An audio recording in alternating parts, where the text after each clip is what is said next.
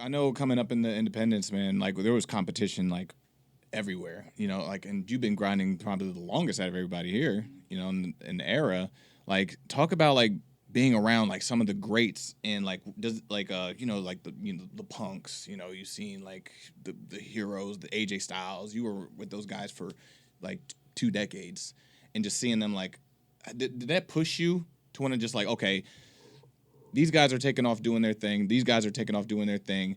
How much harder do you have to work? How much more do you have to push? And like, did this motivate you? Did it, like, because I know there's times I'm always supportive of like friends and coworkers that make it do their thing, but there's some times in the back of my mind I'm just like, I know I can do that too. Yeah. Like these guys, like, and it's not like a jealousy thing, but as performers, we're also competitive. We're super competitive internally because you know you can perform as well as this person. You know you can perform sometimes better. Like I can do this better, but why is it not me? Do you ever had those?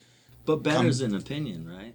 Always. And that's one of the things. But that's it's internal battle sometimes. Well, that's it. Yeah, no, 100%. Yeah. Mm-hmm. For me, a lot of it came down to my maturity because I still consider myself like that class of guys. Yes. Because, I mean, my first match I was like 14 years old, but I was wrestling like on a pretty regular basis right out of high school, and then I got to Ring of Honor when I was like 19. You know, so I was just and those guys were all so awesome. And I got an opportunity, you know, obviously with Generation Next, I came in and was put in a position to test myself, you know, with the other guys in the group and just kind of be the face of the company, like the up-and-coming face of the company with those guys. And I don't know, this is actually where I learned the biggest lesson about myself. Was there came a point where there was so much praise for me and so much expectation that I started believing it. Okay. And then when those guys left and I tried to take their spot, like, because that's what I was being groomed for, I wasn't ready. Yeah. And so it was a hindrance in a way.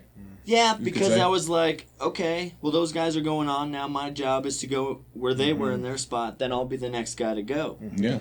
And so I didn't focus on the things I needed to. I just had then thought like, oh, this is just going to go. I'm the main event guy here. I'm doing what I'm doing. I'm going to, you know, go on to the next thing whenever I choose. Right.